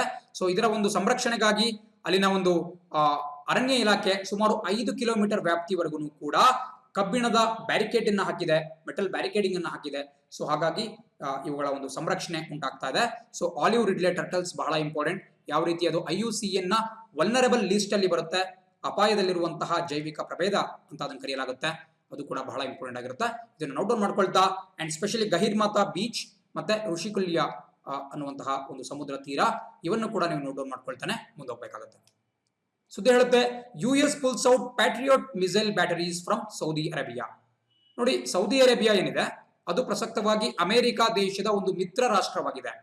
ಸೊ ಇತ್ತೀಚೆಗಷ್ಟೇ ನಿಮಗೆ ನೆನಪಿರ್ಬೋದು, ಕಳೆದ ವರ್ಷ ಸೌದಿ ಅರೇಬಿಯಾದ ಸೌದಿ ಅರಾಮ್ಕೋ ಅಂತಕ್ಕಂತಹ ತೈಲ ಶುದ್ಧೀಕರಣ ಘಟಕ, ಇದೊಂದು ತೈಲ ಕಂಪನಿ, ಒಂದು ಆಯಿಲ್ ಒಂದು ಕಂಪನಿಯಾಗಿದೆ, ಅದರ ರಿಫೈನರಿ ಮೇಲೆ ಒಂದು ಡ್ರೋನ್ ಅಟ್ಯಾಕ್ ಆಗಿತ್ತು. ಸೊ ಈ ಡ್ರೋನ್ ಅಟ್ಯಾಕ್ಗೆ ಇರಾನ್ ದೇಶ ಪರೋಕ್ಷವಾಗಿ ಬೆಂಬಲವನ್ನು ಕೊಟ್ಟಿದೆ ಅಂತ ಹೇಳಿ ಅಮೆರಿಕ ಆರೋಪಿಸಿತ್ತು. ಸೊ ಅಂತಹ ಸಂದರ್ಭದಲ್ಲಿ ಸೌದಿ ಅರೇಬಿಯಾದಲ್ಲಿ ಇರತಕ್ಕಂತಹ ಬಹಳ ಪ್ರಮುಖವಾಗಿರುವ ತೈಲ ಶುದ್ಧೀಕರಣ ಘಟಕಗಳ ಸುರಕ್ಷತೆಗಾಗಿ ಅಮೆರಿಕ ತನ್ನ ಬಳಿ ಇರತಕ್ಕಂತಹ ಪೇಟ್ರಿಯಾಟ್ ಮಿಸೈಲ್ ಅನ್ನ ಆ ದೇಶದಲ್ಲಿ ಡೆಪ್ಲಾಯ್ ಮಾಡಿತ್ತು. ಡೆಪ್ಲಾಯ್ ಅಂತ ಹೇಳಿದ್ರೆ ಆ ದೇಶದಲ್ಲಿ ಅವುಗಳನ್ನ ಇರಿಸಿತ್ತು. ನಿಮಗೆ ಚಿತ್ರದಲ್ಲಿ ಕಾಣ್ತಾ ಇರತಕ್ಕಂತಹದ್ದು ಈ ಪ್ರತಿಷ್ಠಿತ ಪೇಟ್ರಿಯಾಟ್ ಮಿಸೈಲ್. ನಿಮಗೆ ಪ್ರಶ್ನೆ ಕೂಡ ಕೇಳಬಹುದು, ಪೇಟ್ರಿಯಾಟ್ ಮಿಸೈಲ್ ಅನ್ನೋದು ಯಾವ ದೇಶಕ್ಕೆ ಸಂಬಂಧಪಟ್ಟಿದೆ ಅಂತ ಹೇಳಿದ್ರೆ ಇದು ಯುನೈಟೆಡ್ ಸ್ಟೇಟ್ಸ್ ಆಫ್ ಅಮೆರಿಕಾಗೆ ಸಂಬಂಧಪಟ್ಟಿದೆ. ಇದನ್ನ ಸೌದಿ ಅರೇಬಿಯಾದಲ್ಲಿ ಇದನ್ನ ಇಡಲಾಗಿತ್ತು. ಸೊ ಏನ್ ಮಾಡ್ತಪ್ಪ ಇದು ಅಂತ ಹೇಳಿದ್ರೆ, ಇದನ್ನ surface to air missile, SAM ಅಂತ ಕರಿತೀವಿ ಶಾರ್ಟ್ ಫಾರ್ಮ್ ಅಲ್ಲಿ. ಸರ್ಫೇಸ್ ಟು ಏರ್ ಮಿಸೈಲ್ ಅಂದ್ರೇನು? ಭೂಮಿಯಿಂದ ಆಕಾಶಕ್ಕೆ ಚಿಮ್ಮುವಂತಹ ಕ್ಷಿಪಣಿಗಳನ್ನ ನಾವು ಸರ್ಫೇಸ್ ಟು ಏರ್ ಮಿಸೈಲ್ಸ್ ಅಥವಾ ಭೂಮಿಯಿಂದ ಆಕಾಶಕ್ಕೆ ಹಾರುವ ಕ್ಷಿಪಣಿ ಅಂತ ಕರಿತೀವಿ. ಈ ಪೇಟ್ರಿಯಾಟಿಕ್ ಮಿಸೈಲ್ ಕೂಡ ಆ ಒಂದು ವಿಭಾಗಕ್ಕೆ ಸೇರತಕ್ಕಂತಹದ್ದು. ಅಂಡ್ ಇದನ್ನ ಆಂಟಿ ಮಿಸೈಲ್ ರೂಪದಲ್ಲಿ ಕೂಡ ಬಳಸ್ತಾ ಇದ್ರು. ಅಂದ್ರೆ ಫಾರ್ ಎಕ್ಸಾಂಪಲ್, ಯಾವುದಾದ್ರೂ ಏನು ಶತ್ರು ರಾಷ್ಟ್ರದಿಂದ ಒಂದು ಕ್ಷಿಪಣಿ ಬಂತು ಅಂತ ಹೇಳಿದ್ರೆ ಆ ಕ್ಷಿಪಣಿಯನ್ನ ಅಗಸದಲ್ಲೇ ಹೊಡೆದುರುಳಿಸೋದಕ್ಕೆ ಕೂಡ ಈ ಒಂದು ಪೇಟ್ರಿಯಾಟಿಕ್ ಕ್ಷಿಪಣಿಯನ್ನ ಬಳಸಲಾಗ್ತಾ ಇತ್ತು. ಹಾಗಾಗಿ ಅದನ್ನ ನಾವು ಆಂಟಿ ಮಿಸೈಲ್ ಅಂತ ಕೂಡ ಕರಿತೀವಿ. ಆಂಟಿ ಮಿಸೈಲ್ ಅಂದ್ರೆ ಏನು? ಒಂದು ಕ್ಷಿಪಣಿ ನಾಶಕ. ಕ್ಷಿಪಣಿಗಳು ಬರ್ತಾ ಇದ್ರೆ ಅದನ್ನ ಆಕಾಶದಲ್ಲೇ ಹೊಡೆದುಳಿಸತಕ್ಕಂತಹ ಒಂದು ವ್ಯವಸ್ಥೆ. ಸೊ ಪೇಟ್ರಿಯಾಟಿಕ್ ಮಿಸೈಲ್ ಬಹಳ ಇಂಪಾರ್ಟೆಂಟ್, ಪರೀಕ್ಷೆಗಳು ಕೇಳಬಹುದು. ಮುಂದಿನ ಸುದ್ದಿ ನೋಡ್ತಾ ಇದ್ದೀರಾ, ಫ್ಲಿಪ್ಕಾರ್ಟ್ ನಿಂದ 2 ಲಕ್ಷ PPE ಕಿಟ್. ನೋಡಿ, PPE ಅಂತ ತುಂಬಾ ದಿನಗಳ ಹಿಂದೆ ನಾವು ಬಹಳ ಬಾರಿ ಮಾತಾಡಿದ್ವಿ. PPE ಅಂತ ಹೇಳಿದ್ರೆ personal protective equipment. Personal protective equipment full form ಬರ್ಕೊಳ್ಳಿ, ನಿಮಗೆ ಗೊತ್ತಿಲ್ಲ ಅಂತ ಹೇಳಿದ್ರೆ ವೈಯಕ್ತಿಕ ಸುರಕ್ಷಾ ಸಾಧನ ಅಂತ ಕನ್ನಡದಲ್ಲಿ ಕರಿತೀವಿ. ಫ್ಲಿಪ್ಕಾರ್ಟ್ ಸಂಸ್ಥೆ ಸುಮಾರು 2 ಲಕ್ಷ PPE ಗಳನ್ನ ದೇಣಿಗೆಯಾಗಿ ನಮ್ಮ ಕರ್ನಾಟಕ ಸರ್ಕಾರಕ್ಕೆ ಕೊಟ್ಟಿದೆ. ಇದು ಯಾಕಪ್ಪ ಇಂಪಾರ್ಟೆಂಟ್ ನ್ಯೂಸ್ ಅಂತ ಹೇಳಿದ್ರೆ, ಈ ಫ್ಲಿಪ್ಕಾರ್ಟ್ ಸಂಸ್ಥೆ ಏನಿದೆ ಅದು ಪ್ರಸಕ್ತವಾಗಿ ಈ ಒಂದು ಇ ಕಾಮರ್ಸ್ ಕ್ಷೇತ್ರದಲ್ಲಿ ಇಡೀ ಭಾರತ ಏನು ವಿಶ್ವದಲ್ಲೇ ಒಂದು ದೈತ್ಯವಾಗಿ ಬೆಳೆದಿರತಕ್ಕಂತಹ ಸಂಸ್ಥೆ. ಬಟ್ ಒಂದಿನ ಬಿಟ್ಕೊಳ್ಳಿ, ಇದನ್ನ 2007ನೇ ಇಸ್ವಿಯಲ್ಲಿ ಸ್ಥಾಪನೆ ಮಾಡಿದ್ದು ನಮ್ಮ ಕರ್ನಾಟಕದ ಬೆಂಗಳೂರು ನಗರದಲ್ಲಿ. ಸೊ ನಮ್ಮ ರಾಜ್ಯಕ್ಕೆ ಒಂದು ಹೆಮ್ಮೆ ಅಂತಾನೆ ಹೇಳ್ಬೋದು. ಮಾಜಿ ಅಮೆಜಾನ್ ಕಂಪನಿಯ ಉದ್ಯೋಗಿಗಳಾಗಿದ್ದಂತಹ ಸಚಿನ್ ಬನ್ಸಲ್ ಮತ್ತು ಬಿನ್ನಿ ಬನ್ಸಲ್ ಅವರು ಈ ಒಂದು ಫ್ಲಿಪ್ಕಾರ್ಟ್ ಸಂಸ್ಥೆಯನ್ನ ನಮ್ಮ ಬೆಂಗಳೂರಿನಲ್ಲಿ ಹುಟ್ಟಾಕಿದ್ರು. ಹಾಗಾಗಿ ಅವರು ನಮ್ಮ ಕರ್ನಾಟಕ ಸರ್ಕಾರಕ್ಕೆ, ನಮ್ಮ ಕರ್ನಾಟಕದ ಮುಖ್ಯಮಂತ್ರಿ BS ಯಡಿಯೂರಪ್ಪ ಅವರಿಗೆ 2 ಲಕ್ಷ PPE ಕಿಟ್ಗಳನ್ನು ಹಸ್ತಾಂತರಿಸುವುದಾಗಿ ಘೋಷಣೆ ಮಾಡಿದ್ದಾರೆ. ಸೊ ಪ್ರಸಕ್ತವಾಗಿ ಈ ಫ್ಲಿಪ್ಕಾರ್ಟ್ ಸಂಸ್ಥೆಯ ಮುಖ್ಯಸ್ಥರು ಅಂದ್ರೆ CEO ಯಾರಪ್ಪ ಅಂತ ಹೇಳಿದ್ರೆ ಕಲ್ಯಾಣ್ ಕೃಷ್ಣಮೂರ್ತಿ. ಬಹಳ ಇಂಪಾರ್ಟೆಂಟ್, ನೋಟ್ ಮಾಡ್ಕೊಳ್ಳಬೇಕಾಗುತ್ತೆ. ಸೊ ಫ್ಲಿಪ್ಕಾರ್ಟ್ ಸಂಸ್ಥೆ ಪ್ರಾರಂಭವಾಗಿದ್ದು ಯಾರು ಪ್ರಾರಂಭ ಮಾಡಿದ್ರು, ಎಲ್ಲಿ ಪ್ರಾರಂಭ ಮಾಡಿದ್ರು ಅಂತ ಕೂಡ ಗೊತ್ತಿರಬೇಕಾಗುತ್ತೆ. ಇದು ನಮ್ಮ ದೇಶದ ಅತ್ಯುನ್ನತವಾಗಿರ್ತಕ್ಕಂತಹ ಒಂದು ನವೋದ್ಯಮ, ಸ್ಟಾರ್ಟ್ಅಪ್ ಅಂತ ಇಂಗ್ಲಿಷ್ ಕರಿತೀವಿ, ಕನ್ನಡದಲ್ಲಿ ನವೋದ್ಯಮ ಅಂತ ಕೂಡ ಕರಿತೀವಿ. ಸೊ ಇದರೊಂದಿಗೆ ಸುದ್ದಿ ಮುಕ್ತಾಯವಾಗಿದೆ. ಈಗ ನಿಮ್ಮ ಸ್ಕ್ರೀನ್ ಮೇಲೆ ಪರೀಕ್ಷಾ ದೃಷ್ಟಿಯಿಂದ ಪ್ರಮುಖವಾಗಿರತಕ್ಕಂತಹ ಒಂದಷ್ಟು ಪ್ರಶ್ನೆಗಳು ಕಾಣಿಸ್ತಾ ಇದ್ದಾವೆ. ದಯವಿಟ್ಟು ಎಲ್ಲರೂ ಕೂಡ ಆನ್ಸರ್ ಮಾಡೋದಕ್ಕೆ ಟ್ರೈ ಮಾಡ್ತಾ ಹೋಗಿ. ನಿಮಗೆ ಗೊತ್ತಿಲ್ಲ ಅಂದ್ರೂ ಪರವಾಗಿಲ್ಲ, ಗೆಸ್ ಬೇಕಾದ್ರೂ ಮಾಡ್ಬೋದು, ಬಟ್ ಗೊತ್ತಿದ್ರೆ ನೀವು ಆನ್ಸರ್ ಮಾಡ್ಬೋದು. ಜೊತೆಗೆ ಅಡಿಷನಲ್ ಇನ್ಫಾರ್ಮೇಶನ್ಸ್ ಗಳನ್ನ ಕೂಡ ಹಾಕ್ತಾ ಹೋಗ್ಬೋದು. ಪ್ರೀಮಿಯರ್ ಚಾರ್ಟ್ ನಲ್ಲಿ ಭಾಗವಹಿಸಿ, ನಾನು ಕೂಡ ನಿಮ್ಮ ಜೊತೆ ಪ್ರೀಮಿಯರ್ ಚಾರ್ಟ್ ನಲ್ಲಿ ಕಾಣಿಸ್ಕೊಳ್ತೀನಿ. ಅಂಡ್ ಮೊದಲನೇ ಪ್ರಶ್ನೆ ಹೇಳುತ್ತೆ, ಇತ್ತೀಚೆಗೆ ಬಂದಿರುವ WHO ರಿಪೋರ್ಟ್ ಪ್ರಕಾರ ಏಪ್ರಿಲ್ ತಿಂಗಳಲ್ಲಿ ಪ್ರತಿದಿನ ಎಷ್ಟು ಕೊರೋನಾ ಪ್ರಕರಣಗಳು ಬೆಳಕಿಗೆ ಬರ್ತಾ ಇದ್ದಾವೆ? ಸೊ ಇದಕ್ಕೆ ಸರಿಯಾದಂತಹ ಉತ್ತರ ಸ್ಕ್ರೀನ್ ನೋಡ್ತಿದ್ದೀರಾ, ಆಪ್ಷನ್ ಸಿ 80,000. ಸೊ ವಿಶ್ವ ಆರೋಗ್ಯ ಸಂಸ್ಥೆ ಏಪ್ರಿಲ್ ತಿಂಗಳಲ್ಲಿ ಪ್ರತಿನಿತ್ಯ 80,000ದಷ್ಟು ಕೊರೋನಾ ಪ್ರಕರಣಗಳು ಬೆಳಕಿಗೆ ಬರ್ತಾ ಇದ್ದಾವೆ ಅಂತ ಒಂದು ಆಘಾತಕಾರಿ ಸುದ್ದಿಯನ್ನ ಹೇಳಿದೆ. ಸೊ ಇದನ್ನ ನಾವು ನೋಟ್ ಮಾಡ್ಕೊಳ್ಳಬೇಕಾಗುತ್ತೆ. ಇದನ್ನ ಎಕ್ಸಾಮ್ ನಲ್ಲಿ ನೇರವಾಗಿ ಕೇಳ್ತಕ್ಕಂತಹ ಸಾಧ್ಯತೆ ಕಡಿಮೆ ಇದ್ರೂ ಕೂಡ ನಮಗೆ ಜಸ್ಟ್ ಗೊತ್ತಿರಬೇಕಾಗುತ್ತೆ ಯಾವ ಒಂದು ಅಗಾಧವಾದ ವ್ಯಾಲ್ಯೂನಲ್ಲಿ ಈ ಒಂದು ಕೊರೋನಾ ವೈರಸ್ ದೇಶಾದ್ಯಂತ ಹರಡ್ತಾ ಬರ್ತಾ ಇದೆ ಅಂತೇಳಿ. ಸೊ ಕೆಳಗಡೆ ಕೂಡ ನಮಗೆ ಕೆಲವೊಂದು ಡೀಟೇಲ್ಸ್ ಕೊಟ್ಟಿದ್ದಾರೆ. ಈ ವಿಶ್ವ ಆರೋಗ್ಯ ಸಂಸ್ಥೆ ಅಥವಾ ವರ್ಲ್ಡ್ ಹೆಲ್ತ್ ಆರ್ಗನೈಸೇಷನ್ ಎಲ್ಲಿ ಕಂಡು ಬರುತ್ತೆ ಅಂತ ಕೂಡ ಕೊಟ್ಟಿದ್ದಾರೆ. ಸ್ವಿಟ್ಜರ್ಲೆಂಡ್ ದೇಶದ ಜೆನಿವಾ ನಗರದಲ್ಲಿ ಇದರ ಒಂದು ಕೇಂದ್ರ ಕಚೇರಿ ನಮಗೆ ಕಂಡು ಬರುತ್ತೆ. ಜೊತೆಗೆ ಪ್ರಸಕ್ತವಾಗಿ ಅದರ ಮುಖ್ಯಸ್ಥರು ಯಾರು ಅನ್ನೋದು ಕೂಡ ಬಹಳ ಇಂಪಾರ್ಟೆಂಟ್. ಟೆಡ್ರೋಸ್ ಗೆಬ್ರಿಯೇಸಿಸ್ ಅವರು ಪ್ರಸಕ್ತವಾಗಿ ಅದರ ಮುಖ್ಯಸ್ಥರಾಗಿದ್ದಾರೆ. ಅವರ ವಿರುದ್ಧ ಸಾಕಷ್ಟು ಟೀಕೆಗಳು ಬರ್ತಾ ಇದ್ದಾವೆ. ಮೂಲತಃ ಇಥಿಯೋಪಿಯಾ ಮೂಲದವರಾಗಿದ್ದಾರೆ, ಬಟ್ ಅವರು ಅತ್ಯಂತ ಪರಿಣಾಮಕಾರಿಯಾಗಿ ಕೆಲಸ ಮಾಡ್ತಿಲ್ಲ ಅಂತ ಹೇಳಿ ಟೆಡ್ರೋಸ್ ಗೆಬ್ರಿಯೇಸಿಸ್ ಅವರ ಮೇಲೆ ಆರೋಪಗಳು ಕೂಡ ಬರ್ತಾ ಇದ್ದಾವೆ. ಬಟ್ ನಮಗೆ WHO ನ ಬಗ್ಗೆ ಸ್ವಲ್ಪ ಡೀಟೇಲ್ಸ್ ಗೊತ್ತಿರಲೇಬೇಕಾಗುತ್ತೆ. ಇದನ್ನು ತಿಳ್ಕೊಳ್ತಾ ಮುಂದಿನ ಸುದ್ದಿ ನೋಡ್ತಾ ಹೋಗೋಣ. ಎರಡನೇ ಪ್ರಶ್ನೆ ಹೇಳುತ್ತೆ, ಇತ್ತೀಚಿನ ಯಾವ ದಿನಾಂಕವನ್ನ ವರ್ಲ್ಡ್ ಥಾಲೆಸೀಮಿಯಾ ದಿನ ಅಂತ ಆಚರಿಸಲಾಗುತ್ತೆ? ಮೊದಲನೇದಾಗಿ ನಾವು ಈ ಥಾಲೆಸೀಮಿಯಾ ಅಂದ್ರೆ ಏನು ಅಂತ ತಿಳ್ಕೊಳ್ತಾ ಹೋಗೋಣ. ನೋಡಿ, ಥಾಲೆಸೀಮಿಯಾ ಅಂತಕ್ಕಂತಹದ್ದು ಒಂದು ಅನುವಂಶೀಯ ಕಾಯಿಲೆ, ಒಂದು ಜೆನೆಟಿಕ್ ಬ್ಲಡ್ ಡಿಸಾರ್ಡರ್ ಅಂತ ಕರಿತೀವಿ. ಇದೊಂದು ರಕ್ತಕ್ಕೆ ಸಂಬಂಧಪಟ್ಟಂತ ಒಂದು ಕಾಯಿಲೆ, ಜೆನೆಟಿಕ್ ಅಥವಾ ಅನುವಂಶೀಯ ಕಾಯಿಲೆ. ಅನುವಂಶೀಯ ಅಂದ್ರೇನು? ತಂದೆ ತಾಯಿಗಳು ಅಥವಾ ಅಜ್ಜ ಅಜ್ಜಿ ಅವರ ಪೂರ್ವಜರಲ್ಲಿ ಇರತಕ್ಕಂತಹ ಕಾಯಿಲೆ ಅವರ ಮಕ್ಕಳು ಮೊಮ್ಮಕ್ಕಳಿಗೆ ಕೂಡ ಟ್ರಾನ್ಸ್ಫರ್, ಈ ಒಂದು ಜೀನ್ಸ್ ವಂಶವಾಹಿಗಳ ಮೂಲಕ ಟ್ರಾನ್ಸ್ಫರ್ ಆಗ್ತಕ್ಕಂತಹ ರೋಗಗಳನ್ನ ನಾವು ಅನುವಂಶೀಯ ರೋಗಗಳು ಅಥವಾ ಜೆನೆಟಿಕಲ್ ಡಿಸಾರ್ಡರ್ ಅಂತ ಕರಿತಾ ಹೋಗ್ತೀವಿ.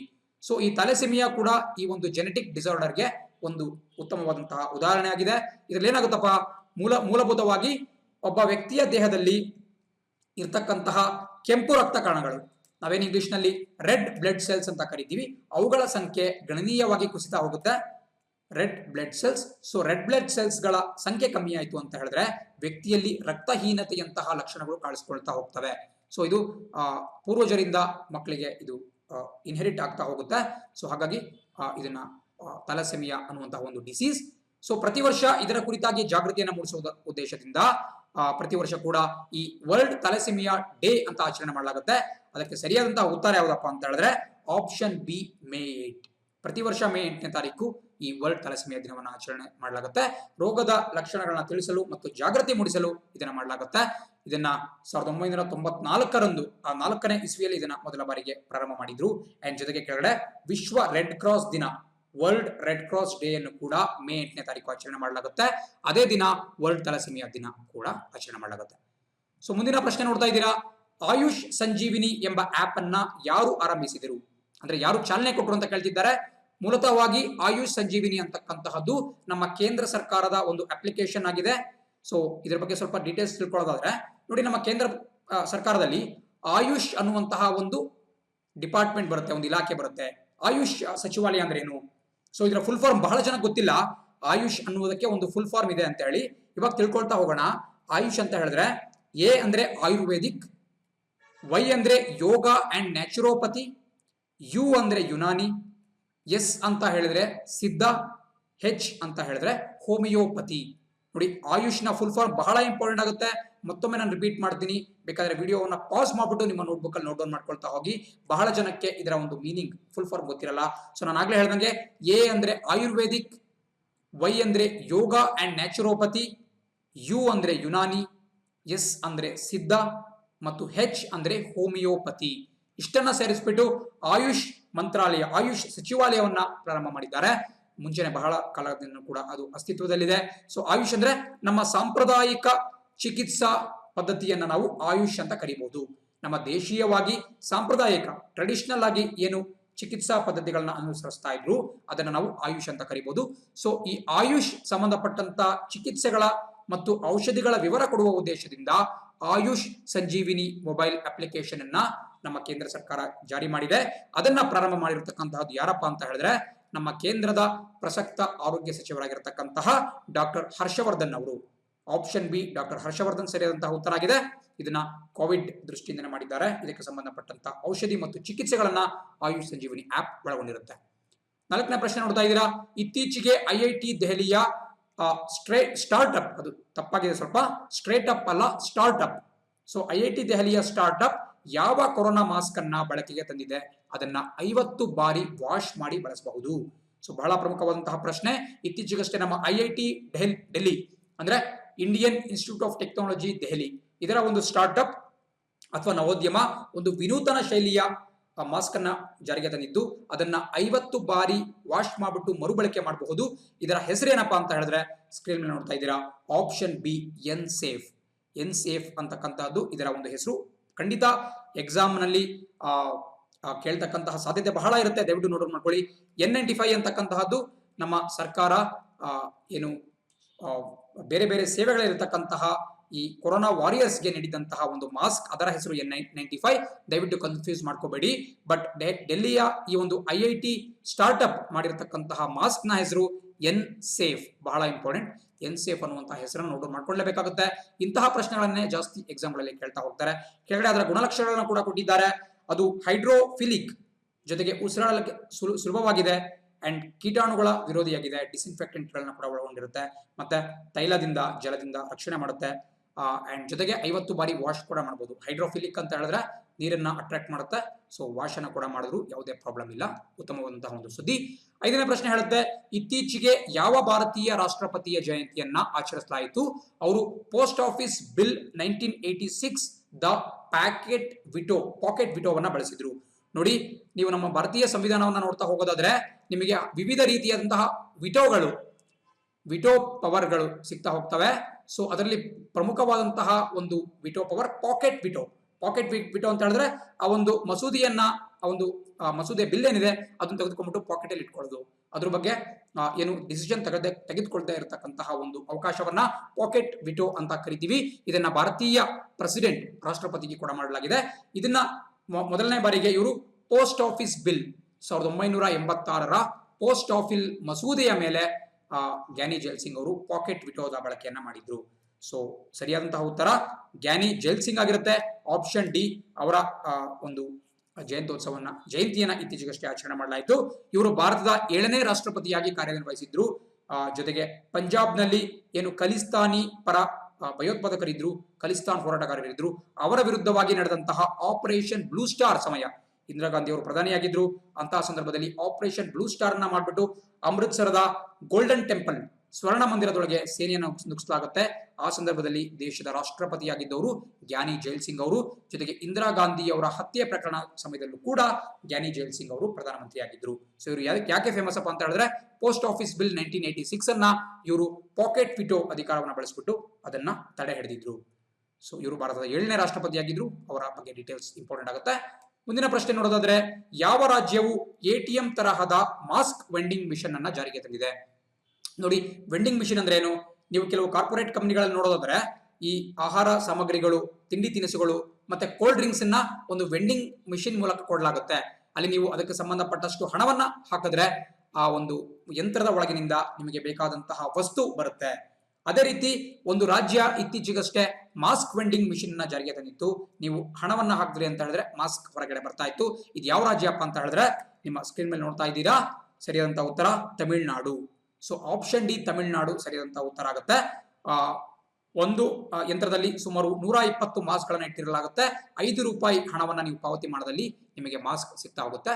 ಇದು ಜನರಿಗೆ ಮಾಸ್ಕ್ ನ ಒಂದು ಅವೈಲಬಿಲಿಟಿಯನ್ನ ಹೆಚ್ಚಿಸುವಂತಹ ಉದ್ದೇಶದಿಂದ ತಮಿಳುನಾಡು ಸರ್ಕಾರ ಜಾರಿಗೆ ತಂದಿದೆ ATM ರೀತಿಯಲ್ಲಿ ಮಾಸ್ಕ್ ವೆಂಡಿಂಗ್ ಮಿಷಿನ್. 7ನೇ ಪ್ರಶ್ನೆ ನೋಡೋದಾದ್ರೆ, ಎಲ್ಸಾದ ಬ್ರ್ಯಾಂಡ್ ಅಂಬಾಸಿಡರ್ ಆಗಿ ಯಾರನ್ನ ಆಯ್ಕೆ ಮಾಡಲಾಗಿದೆ? ಇದನ್ನು ಕೂಡ ಕೆಲವು ಬಾರಿ ಸ್ಪೆಷಲಿ ನಮ್ಮ ಬ್ಯಾಂಕಿಂಗ್ ಎಕ್ಸಾಮ್ಸ್ ಮತ್ತು ಕೇಂದ್ರ ಸರ್ಕಾರದ ಎಕ್ಸಾಮ್ಸ್ ನಲ್ಲಿ ಕೇಳಬಹುದು. ಸ್ಟೇಟ್ ಗವರ್ಮೆಂಟ್ ಅಲ್ಲೂ ಕೂಡ ಕೇಳಬಾರ್ದು ಅಂತೇನಿಲ್ಲ, ಕೇಳಬಹುದು. ಫಸ್ಟ್ ಎಲ್ಸಾ ಅಂತ ತಿಳ್ಕೊಳ್ಳೋಣ. ಎಲ್ಸಾ ಅಂತಕ್ಕಂತಹದ್ದು ಸುಲಭವಾಗಿ ಇಂಗ್ಲಿಷ್ ಕಲಿಸುವಂತಹ ಒಂದು ಅಂತರ್ಜಾಲ ಮಾಧ್ಯಮವಾಗಿದೆ, ಒಂದು ಇಂಟರ್ನೆಟ್ ಪ್ಲಾಟ್ಫಾರ್ಮ್ ಆಗಿದೆ. ಇವರು ಇತ್ತೀಚೆಗಷ್ಟೇ ಒಬ್ಬ ಹೊಸ ಬ್ರ್ಯಾಂಡ್ ಅಂಬಾಸಿಡರ್ ರಾಯಭಾರಿಯನ್ನ ನೇಮಕ ಮಾಡ್ಕೊಂಡಿದ್ರು. ಅವ್ರು ಯಾರಪ್ಪ ಅಂತ ಹೇಳಿದ್ರೆ ಸ್ಕ್ರೀನ್ ನೋಡ್ತಾ ಇದ್ದೀರಾ, ಆಪ್ಷನ್ ಬಿ ಅಜಿಂಕ್ಯ ರಹಾನೆ. ನಮ್ಮ ಭಾರತದ ಪ್ರಖ್ಯಾತ ಕ್ರಿಕೆಟ್ ಆಟಗಾರ ಬ್ಯಾಟ್ಸ್ಮನ್ ಅಜಿಂಕ್ಯ ರಹಾನೆ ಅವರನ್ನ ಎಲ್ಸಾದವರು ತಮ್ಮ ಬ್ರ್ಯಾಂಡ್ ಅಂಬಾಸಿಡರ್ ಆಗಿ ಅಪಾಯಿಂಟ್ ಮಾಡ್ಕೊಂಡಿದ್ದಾರೆ. ಇದೊಂದು ಇಂಗ್ಲಿಷ್ ಅನ್ನ ಕಲಿಸ್ತಕ್ಕಂತಹ ಒಂದು ಆನ್ಲೈನ್ ಪ್ಲಾಟ್ಫಾರ್ಮ್ ಆಗಿದೆ. 8ನೇ ಸುದ್ದಿ ನೋಡ್ತಾ ಇದ್ದೀರಾ, UNEPU ಪುನಃ ಭಾರತದ ಗುಡ್ವಿಲ್ ಅಂಬಾಸಿಡರ್ ಆಗಿ ಯಾರನ್ನ ಆಯ್ಕೆ ಮಾಡ್ಕೊಂಡಿದೆ? ಬಹಳ ಇಂಪಾರ್ಟೆಂಟ್ ಆಗಿರತಕ್ಕಂತಹ ಪ್ರಶ್ನೆ. ಸೊ ಇದರ ಕುರಿತಾಗಿ ಡೀಟೇಲ್ಸ್ ಅನ್ನ ತಿಳ್ಕೊಬೇಕಾಗತ್ತೆ. ಭಾರತದ ಖ್ಯಾತ ಬಾಲಿವುಡ್ ನಟಿಯಾಗಿರ್ತಕ್ಕಂತಹ ಆಪ್ಷನ್ ಬಿ ದಿಯಾ ಮಿರ್ಜಾ ಅವರನ್ನ UNEP ಅವರು ಪುನಃ ಭಾರತದ ಗುಡ್ವಿಲ್ ಅಂಬಾಸಿಡರ್ ರಾಯಭಾರಿಯನ್ನಾಗಿ ಆಯ್ಕೆ ಮಾಡ್ಕೊಂಡಿದ್ದಾರೆ. ಸೊ ಬಹಳ ಇಂಪಾರ್ಟೆಂಟ್. ಕೆಳಗಡೆ ನೋಡ್ತಾ ಇದ್ದೀರಾ, united nations environment programme UNEP. I think ಅಲ್ಲಿ ಇ ಅನ್ನೋದು ಬಿಟ್ಟೋಗ್ಬಿಟ್ಟಿದೆ. UNEP ಅನ್ನೋದನ್ನ ನೀವು ಆಡ್ ಮಾಡ್ಕೋಬೇಕಾಗತ್ತೆ. ಯುನೈಟೆಡ್ ನೇಷನ್ಸ್ ಎನ್ವಿರಾನ್ಮೆಂಟ್ ಪ್ರೋಗ್ರಾಮ್ ಇದು ನಮ್ಮ ವಿಶ್ವಸಂಸ್ಥೆಯ ಒಂದು ಅಂಗಸಂಸ್ಥೆಯಾಗಿದೆ. ಇದರ ಕೇಂದ್ರ ಕಚೇರಿ ಆಫ್ರಿಕಾದಲ್ಲಿ ಕಂಡುಬರುವಂತಹ ಕೀನ್ಯಾ ದೇಶದ ನೈರೋಬಿ ನಗರದಲ್ಲಿ ಯುನೈಟೆಡ್ ನೇಷನ್ ಎನ್ವಿರಾನ್ಮೆಂಟ್ ಪ್ರೋಗ್ರಾಮ್ ನ ಕೇಂದ್ರ ಕಚೇರಿ ಕಂಡುಬರುತ್ತೆ. ಅಂಡ್ ಇದರ ಗುಡ್ವಿಲ್ ಬ್ರ್ಯಾಂಡ್ ಅಂಬಾಸಿಡರ್ ಆಗಿ ಭಾರತದ ಬಾಲಿವುಡ್ ಚಿತ್ರನಟಿ ದಿಯಾ ಮಿರ್ಜಾ ಅವರನ್ನ ಆಯ್ಕೆ ಮಾಡ್ಕೊಂಡಾಗಿದೆ. ಕನ್ಫ್ಯೂಸ್ ಮಾಡ್ಕೋಬೇಡಿ, ಸಾನಿಯಾ ಮಿರ್ಜಾ ಅಂತ ಹೇಳಿದ್ರೆ ಟೆನ್ನಿಸ್ ಆಟಗಾರ್ತಿ, ದಿಯಾ ಮಿರ್ಜಾ ಅಂತ ಹೇಳಿದ್ರೆ ಬಾಲಿವುಡ್ ನ ಒಬ್ಬ ಹೀರೋಯಿನ್, ಚಲನಚಿತ್ರ ತಾರೆ. ಅಂಡ್ ಸೊ ಕೆಳಗಡೆ ನೋಡ್ತಾ ಇದ್ದೀರಾ, ಸಾಮಾಜಿಕ ಕಾರ್ಯಗಳಲ್ಲಿ ತೊಡಗಿಸಿಕೊಂಡಿರತಕ್ಕಂತಹ ವ್ಯಕ್ತಿಗಳನ್ನ ಈ ಒಂದು ಗುಡ್ವಿಲ್ ಅಂಬಾಸಿಡರ್ ಆಗಿ ಮಾಡಲಾಗುತ್ತೆ. 2022ರವರೆಗೆ ಕೂಡ ದಿಯಾ ಮಿರ್ಜಾ ಅವರನ್ನ ಮುಂದುವರಿಸಲಾಗಿದೆ. ಬಹಳ ಇಂಪಾರ್ಟೆಂಟ್ ಆಗಿರತಕ್ಕಂಥ ಪ್ರಶ್ನೆ, ಎಕ್ಸಾಮ್ ನಲ್ಲಿ ಖಂಡಿತ ಕೇಳ್ತಾರೆ ಇಂತಹ ಪ್ರಶ್ನೆಗಳನ್ನ. 9ನೇ ಮತ್ತು ಕೊನೆಯ ಪ್ರಶ್ನೆ ನೋಡ್ತಾ ಇದ್ದೀರಾ, ಚಂದ್ರನ ಲ್ಯಾಂಡಿಂಗ್ ಯೋಜನೆಗಳನ್ನ ಹೆಚ್ಚಿಸುವುದಕ್ಕಾಗಿ ಚೀನಾ ಯಶಸ್ವಿಯಾಗಿ ಡ್ಯಾಶ್ ಹೆಸರಿನ ರಾಕೆಟ್ ಅನ್ನು ಬಾಹ್ಯಾಕಾಶಕ್ಕೆ ಉಡಾಯಿಸಿತು. ನೋಡಿ, ಚೀನಾ ಇತ್ತೀಚೆಗಷ್ಟೇ ಒಂದು ಮಹತ್ತರವಾದಂತಹ ಒಂದು ಕಾರ್ಯವನ್ನ ಮಾಡಿದೆ. ಒಂದು ರಾಕೆಟ್ ಅನ್ನ, ಸ್ಪೇಸ್ ಕ್ರಾಫ್ಟ್ ಅನ್ನ ಅವರು ಯಶಸ್ವಿಯಾಗಿ ಟೆಸ್ಟ್ ಮಾಡಿದ್ದಾರೆ. ಸೊ ಇದರ ಹೆಸರು ಖಂಡಿತವಾಗಿ ಎಕ್ಸಾಮ್ ಗಳಲ್ಲಿ ಕೇಳ್ತಾರೆ, ಅಥವಾ ಹೆಸರನ್ನ ಕೊಟ್ಬಿಟ್ಟು ಈ ಒಂದು ರಾಕೆಟ್ ಯಾವ ದೇಶದ ಬಾಹ್ಯಾಕಾಶ ಸಂಸ್ಥೆಗೆ ಸಂಬಂಧಪಟ್ಟಿದೆ ಅಂತ ಕೂಡ ಕೇಳ್ತಾ ಇರ್ತಾರೆ. ಸೊ ಇದಕ್ಕೆ ಸರಿಯಾದಂತಹ ಉತ್ತರ ಸ್ಕ್ರೀನ್ ಮೇಲೆ ನೋಡ್ತಾ ಇದ್ದೀರಾ, long March 5B. So option A long March 5B ಅನ್ನೋದು ಸರಿಯಾದಂತಹ ಉತ್ತರ. ಇದೊಂದು ರಾಕೆಟ್ ಆಗಿದೆ, ಒಂದು ಸ್ಪೇಸ್ ಕ್ರಾಫ್ಟ್ ಆಗಿದೆ. ಚೀನಾದವರು ಒಂದು ಮಹತ್ವಾಕಾಂಕ್ಷೆಯನ್ನು ಹೊಂದಿದ್ದಾರೆ. ಯಾವ ರೀತಿ ಅಂತಾರಾಷ್ಟ್ರೀಯ ಬಾಹ್ಯಾಕಾಶ ನಿಲ್ದಾಣ ಇದೆ, ಇಂಗ್ಲಿಷ್ ಅಲ್ಲಿ ನಾವು international space centre, international space station ಅಂತ ಕರಿತೀವಿ, ಕನ್ನಡದಲ್ಲಿ ಅಂತಾರಾಷ್ಟ್ರೀಯ ಬಾಹ್ಯಾಕಾಶ ನಿಲ್ದಾಣ. ಸೊ ಅವರು ಸ್ವತಃ ತಮ್ಮದೇ ಒಂದು ಚೀನಾ ಬಾಹ್ಯಾಕಾಶ ನಿಲ್ದಾಣವನ್ನ ಸ್ಥಾಪಿಸಬೇಕು ಅಂತ ಗುರಿಯನ್ನ ಇಟ್ಕೊಂಡಿದ್ದಾರೆ. ಆ ಗುರಿಯನ್ನ ಈಡೇರಿಸಿಕೊಳ್ಳುವಂತಹ ಉದ್ದೇಶದಿಂದ ಲಾಂಗ್ ಮಾರ್ಚ್ 5B ಅನ್ನುವಂತಹ ರಾಕೆಟ್ ಅನ್ನ ಯಶಸ್ವಿಯಾಗಿ ಟೆಸ್ಟ್ ಮಾಡಿದ್ದಾರೆ. ಬಹಳ ಇಂಪಾರ್ಟೆಂಟ್. ಕೆಳಗಡೆ ಚೀನಾದ ರಾಜಧಾನಿ ಬೀಜಿಂಗ್, ಅಲ್ಲಿನ ಕರೆನ್ಸಿ ರೆನ್ಮಿಬಿ, ಜೊತೆಗೆ ಪ್ರಸಕ್ತ ಅಲ್ಲಿನ ಅಧ್ಯಕ್ಷ ಶಿ ಜಿನ್ಪಿಂಗ್ ಅಂತ ಕೂಡ ಕೊಟ್ಟಿದ್ದಾರೆ. ಆಕ್ಚುಲಿ ಅವರ ಹೆಸರು ಕ್ಸಿ ಜಿನ್ಪಿಂಗ್ ಅಂತ ಹೇಳ್ಬೇಕಾಗುತ್ತೆ, ಬಟ್ ಚೀನಿ ಭಾಷೆಯ ಒಂದು ಪ್ರೊನೌನ್ಸಿಯೇಷನ್ ಮಾಡೋದಾದ್ರೆ ಶಿ ಅಂತ ಕರಿಬಹುದು, ಶಿ ಜಿನ್ಪಿಂಗ್. ಅಥವಾ ನಾವು ಕನ್ನಡದಲ್ಲಿ ನಾವು ನಮ್ಮ ಭಾರತೀಯ ಆಕ್ಸೆಂಟ್ ಅಲ್ಲಿ ಹೇಳೋದಾದ್ರೆ Xi Jinping or she Jinping. ಇದರೊಂದಿಗೆ ಇವತ್ತಿನ ಪ್ರಮುಖ ದಿನಪತ್ರಿಕೆಗಳ ವಿಶ್ಲೇಷಣೆ ಮುಕ್ತಾಯವಾಗುತ್ತೆ. ನಾಳೆ ಇದೇ ಸಮಯಕ್ಕೆ ನಿಮ್ಮನ್ನ ನಾಳಿನ ದಿನಪತ್ರಿಕೆ ವಿಶ್ಲೇಷಣೆ ಜೊತೆ ಮೀಟ್ ಮಾಡ್ತೀನಿ. ವಿಡಿಯೋವನ್ನ ವೀಕ್ಷಣೆ ಮಾಡೋದಕ್ಕೆ ಧನ್ಯವಾದಗಳು. ಇಷ್ಟ ಆಗಿತ್ತು ಅಂತ ಹೇಳಿದ್ರೆ ಲೈಕ್ ಮಾಡಿ, ಕಮೆಂಟ್ ಮಾಡಿ, ಶೇರ್ ಮಾಡಿ ಮತ್ತು ಸಬ್ಸ್ಕ್ರೈಬ್ ಮಾಡೋದನ್ನ ಮರಿಬೇಡಿ. ನಾಳೆ ಇದೇ ಸಮಯಕ್ಕೆ ಮತ್ತೆ ಭೇಟಿಯಾಗೋಣ. Thanks for watching the video. See you on the flip side. ಜೈ ಹಿಂದ್.